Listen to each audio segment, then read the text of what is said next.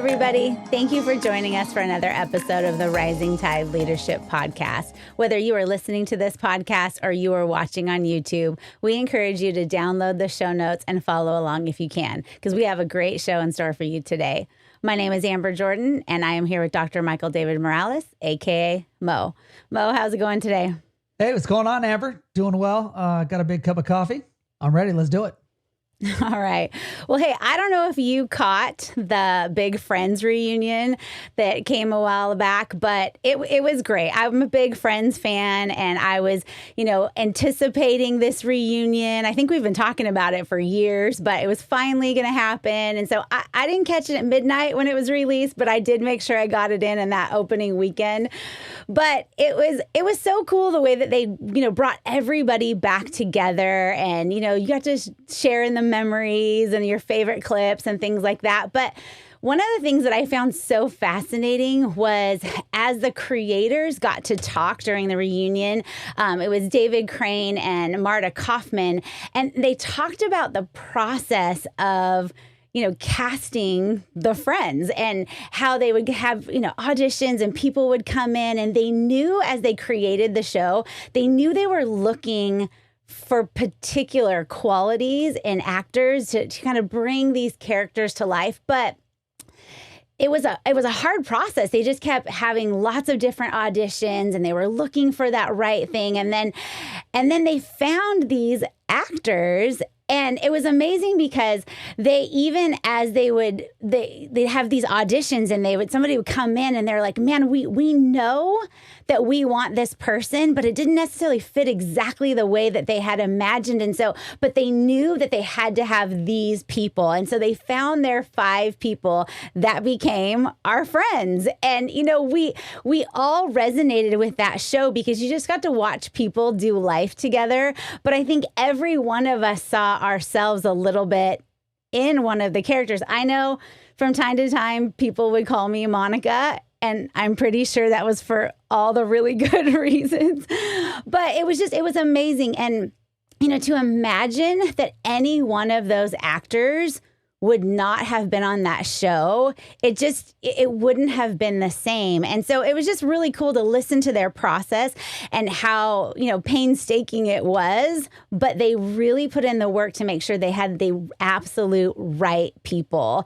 And that's what we're going to talk about today because, leadership, it's all about the people. And so you've got 3 things that we need to know and understand about people. And so why don't you tell us what's the first thing that leaders need to know about people?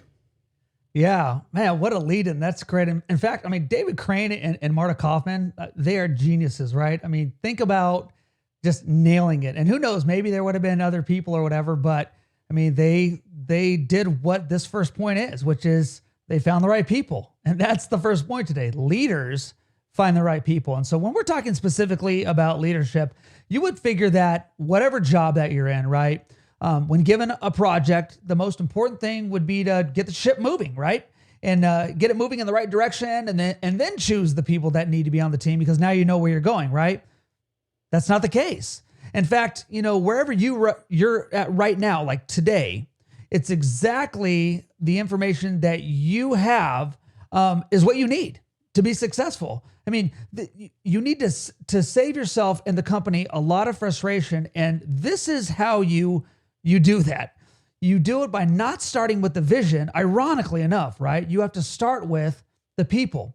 And so, in fact, in previous podcasts, we have mentioned what it means to train your people. But sometimes we forget that the first thing we have to do before we train our people is to have the right people on the team, right? Yeah, but that kind of brings up the question, what if you don't have the luxury in your position to be the person that hires and fires? Like, what kind of impact can you really have then on who's on your team? Yeah, that's a great question, because I would say that most of us are in or have been in a process of life and where we work where we don't necessarily choose the hiring process, right? We're not really sitting in there. There might be recruiters or a hiring manager or whatever, and all of a sudden they say, hey, this person's on your team. But whatever it is, if you don't have that luxury and you're going to be given, people I would just say this: leaders think about the people factor before all else. So whoever you're given on your team, you need to start thinking about those people. Now, if you get to be a part of that process, wow, you're like miles ahead. But we need to think about it. Whoever's on your team right now, if they've been given to you by your company or you've been given to them, that's where you start, right? I mean, you have who you have. And so that's not a bad thing. That's a great thing because everybody has wonderful pieces of who they are. And once you have these people on your team, then you can start from that to have a direction, a strategy, a vision, whatever. And so Jim Collins says this in his book, Good to Great. There's our first book today, and we always mention it, but Good to Great is the first book recommendation today, that the very first thing that he does in helping a company is to figure out who's on the team. Then he formulates the vision from there. And I would say that is not necessarily what people are used to doing. But at that point, after he has those people, then he starts formulating the vision, the mission, the project, whatever it is, and then starts realizing where those people need to be. Does he have the right people on the bus? And that's where the real work begins. Well, that just seems so counterintuitive, though. I mean, if you're doing a startup company, you usually do that because you've got some sort of vision in mind or a preferred future. Or if you're a part of a company that's already established, they most likely already have a vision in mind. So it feels so weird to think we're going to think about the people first and then the vision. How do you practically do that if you're in part of a company that already knows where they want to go? Yeah. I've been part of a lot of startup companies and helped a lot of companies and startups. And I would say that the vision that the boss, he or she, starts out with usually isn't necessarily where it ends up. I mean, there's a lot of changes.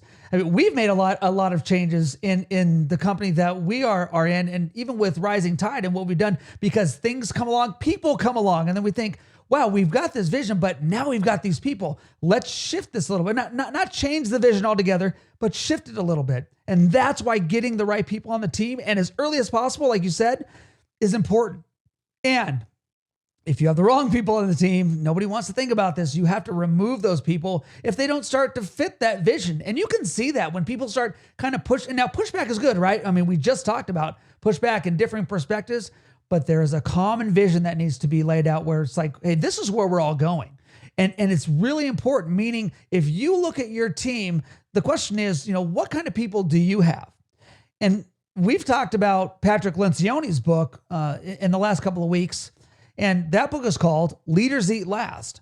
And he tells us what it takes to change the climate of the team, right? That's what we were talking about. Well, he definitely understands to change the climate that it's about having the right people on the team. In fact, Patrick Lencioni actually says this.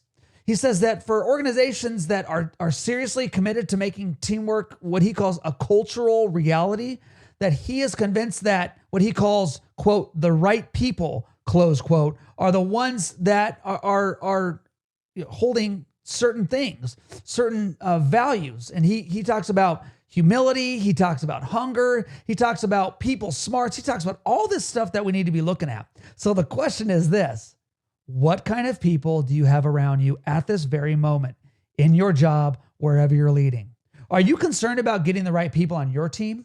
Or are you just tackling whatever projects and vision are put in front of you and not really thinking about the people because you just don't have time to think about that? Well, that's the only thing you have time to think about is your people. It's like trying to force a square peg into a round hole. You just can't do it. And you end up, frustrating yourself. And then, you break a lot of stuff. And among that is going to be people. You're going to break them. And you're going to mess them up and you're going to make them upset. And again, right, Amber, it's always your fault as the leader. So do your due diligence. Put the time in to find out who on your team have the qualities that you're looking for. What do you mean when you say put in the time? And more specifically, how much time? Because I know, like for me, you and I have talked and it's like, this is going to take time. And I'm like, well, how much time? Because this is day one and I already feel a year and a half behind. Like we have all these things to accomplish. So what does it mean to really put time into your people and how long is that process? Yeah, I always smile big, right? But I got an extra big smile when you started talking because I knew exactly where you were going with that question because you and I have had that conversation so many times, right? It's like, well, Mo, I do want to put the time in. How much time do I need to put in? And what do I always tell you? As much as you need to put in. And I didn't know in the beginning, but after we spent a few weeks together and I got to know your team and I got to know you and the organization, then I could actually start putting, time frames on it. And I'm actually pretty good at that now. And you have gone through that process more than a couple times with more than a couple teams now, Amber, and you actually do it really well now. And I think that's becoming at least a little less frustrating for you. So for our listeners out there, if you are frustrated the way that Amber's always frustrated, but if you were frustrated a little bit the way she was, just know this. If you don't know where to start, why not try to do what Lencioni does and look for humility and hunger and people skills? That's a great place to start. Figure out the criteria for your team members that you want to have on your team.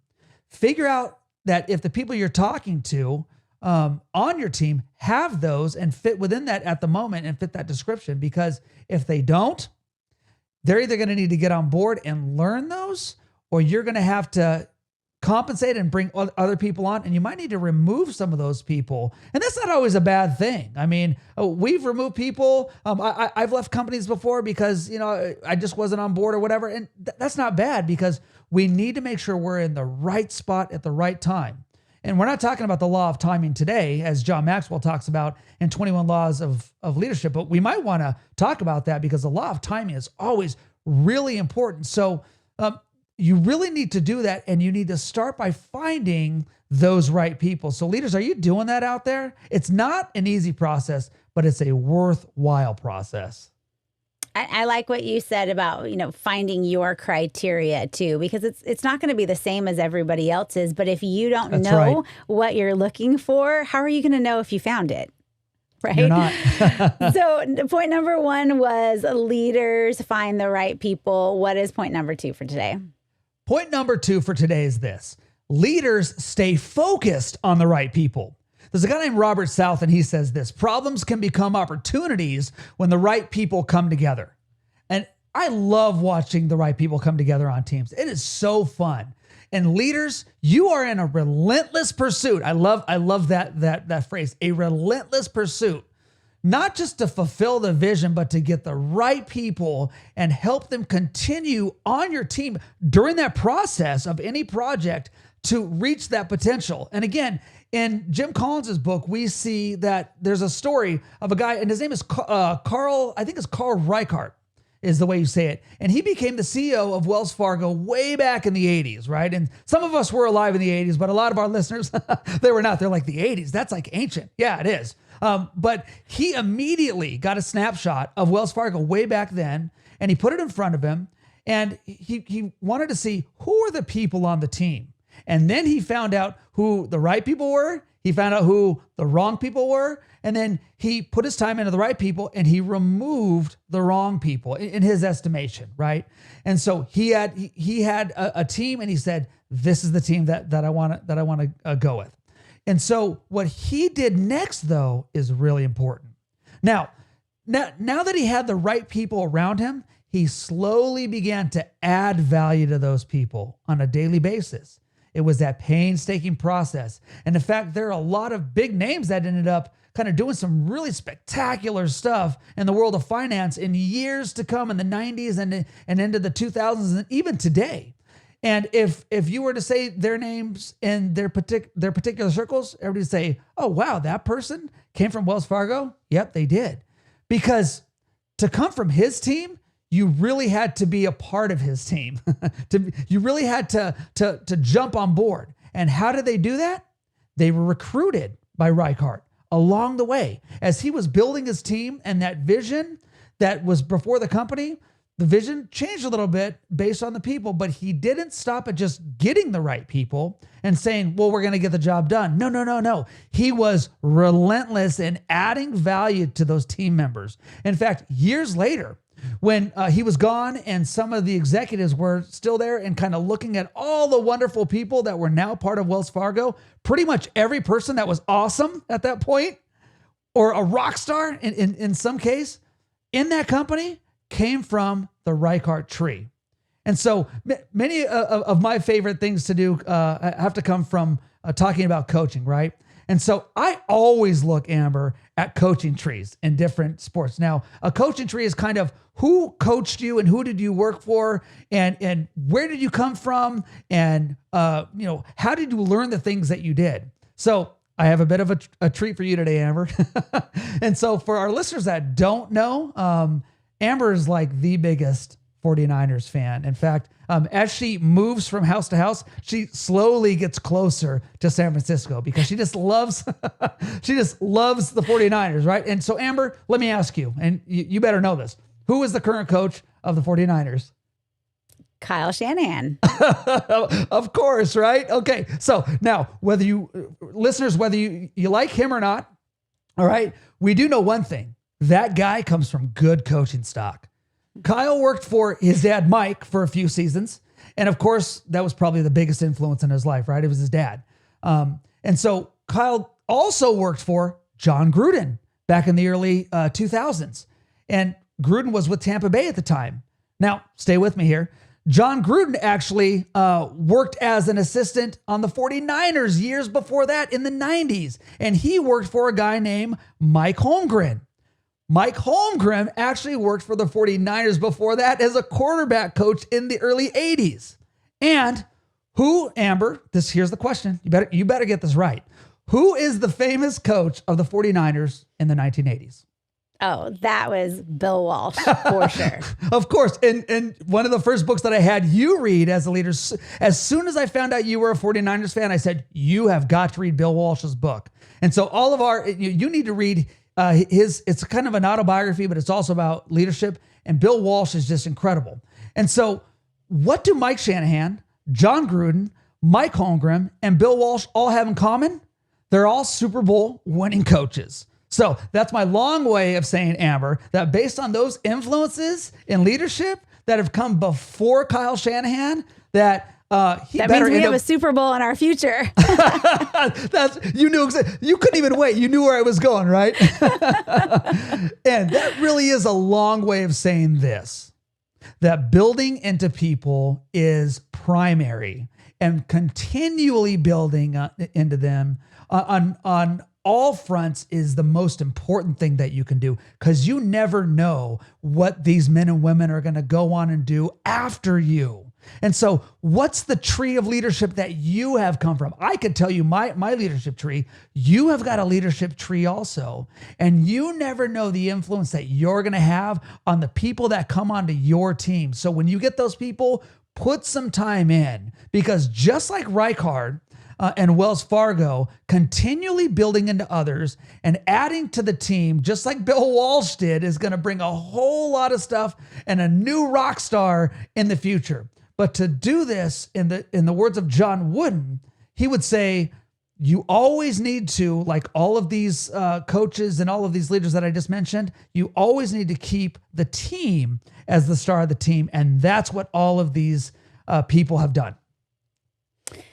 Wow. So really, when you think about the team, or even if you are a fan of a team, you're thinking about the team as a whole, but really you're saying that the priority is thinking about each of the individual people on the team, which really kind of leads us into our third point.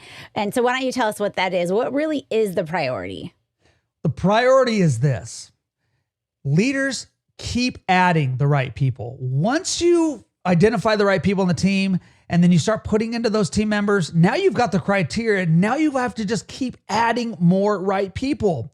And I want to start off this point by giving our listeners, and also you, Amber, a brand new book recommendation. And I've been excited to tell you about this one. And in fact, it's going to go on to Mo's top 50 book list like now. And the name of the book is this. It's called Beauty Queen: Inside the Reign of Avon's Andrea Jung. And talk about a leader with charisma. I would venture to guess that pretty much everybody who's listening to this podcast and beyond has heard of Avon. But if you've not read Andrea's story, you really need to do that. So Amber, you need to pick it up today, unless you already have, but it wasn't on the top 50 book list, so I'll give you a pass. But it's an important one. And I'll tell you this, Andrea Jung says that talent is the number one priority for the CEO. And she says that, you have to think about vision and strategy. And Amber, I know you're a strategy person, but if you want to think about vision and strategy, Andrea says that you have to first get the right people, which of course brings us all the way back to our first point, because it's very circular. Remember that Jim Collins said, it doesn't matter if you have all the vision in the world. If you don't have the right people around you, then you can't do very much with that vision. And wow, that is wisdom. And so one of my personal life coaches, a guy that I talk to on a regular basis, in fact, we had a conversation this morning, tells me all the time that there are 2 rules in business. The first rule is to focus on relationships. And the second rule is this. See rule number 1, because it's all about relationships. And just like Andrew Jung says, that's the priority, your people. And leaders, you need to be putting all of your time and effort into thinking about your people. So the question is this: how much of a premium do you, leaders, put on your people? Notice how Andrew Jung doesn't say that you just want somebody, but you want the right talent. You want people with the right skill sets. You want those people, and then you want to put them in the right place on the bus, as Jim Collins would say, right? You want to get them in the right seat. And you'll be able to see within her story the way that she continued to build on and make one of the most recognizable brands around the world today still. And that's the kind of company that I want to work for. That's the kind of team that I want to be a part of. I want to be a leader and work within that culture. In fact, give me a leader like Andrea Jung, and I will work for her no matter what she does. I'll follow her to the ends of the earth because she's got that vision, but I know that she's going to put people first, so she's going to put me first. And I want to be around those kind of leaders. Amber, those are the good leaders. They do whatever it takes. And so leaders, you need to do whatever it takes to be that kind of leader in the lives of others. And you need to get those kind of people to lead you as well. It's so interesting because if you think about sort of the last generation or so of people going into the work field, it seemed like there was such a need or a desire to work for a cause, or just to really find something that you really believed in, something that made it worth getting out of bed in the morning. But then a lot of times people would get into those fields or start to work for those causes and really become disillusioned or find it unfulfilling, and then really kind of thought it was their dream job or their cause that somehow was off. But if I'm understanding you correctly, it's really about good leadership, that good leadership is what is inspiring and makes it fulfilling to work in that environment. Am I understanding that correctly? You are right on track. And so let me ask a question to our leaders today. Are you following good men and women? Because notice how all of those football Super Bowl winning coaches didn't start at the top. They all learned from somebody great. And that's what we need to be doing. But Mo, you might be asking, right? I thought you just said that the team is the star of the team. And now you're telling me that talent's the most important. So which one is it? Well, let's hear it directly from one of the greats, in my opinion, of any business anywhere. And it's this. I'm going to give you the quote first, and I'm going to tell you who said it. The quote is, "Talent wins games, but teamwork and intelligence wins championships." And guess who said that? None other than Michael Jordan. Now, if there's a greater talent anywhere, then I don't know where you can find that. He was the best at what he did. But he would also argue that it's not just talent, it's taking all the talent together for the importance of the team. And that's when it all comes together. Yes, it's about talent and putting in your people so that you can put it all together. And when you have the best talent, then you have them all focusing on winning as a team, then you are unstoppable. So yes, the team is always the star, and any great leader knows that. But when you get the right talent over and over again, and then they start attracting more talent to be a part of wherever the team is and where those stars are, then you're in a special place. So Mo, leaders find the right people, leaders stay focused on the right people, and leaders keep adding the right people. So before we go today, do you have any final thoughts for us? I always do, right? It's this, whether, it's John Wooden and the Bruins in the 60s and 70s, if it's Wells Fargo's in the 80s, if it's the Bulls of the 90s, or a whole other slew of football coaches over the course of several decades, it's all about people. And people are what matter most. We never know when the next great talent is going to present himself or herself to us. The best that we can do is find the right people at the beginning of the process, focus on those people, and continually add more great people to those people. And that's when the team is going to get incredibly awesome. Because in the words of one of my most influential mentors, leaders do two things. They build people and they build teams, but they do it in that order. Start with the people, build the teams, change the world. It's that simple. Well, that brings us to the end of this episode. Thank you again for joining us. We look forward to seeing you next time.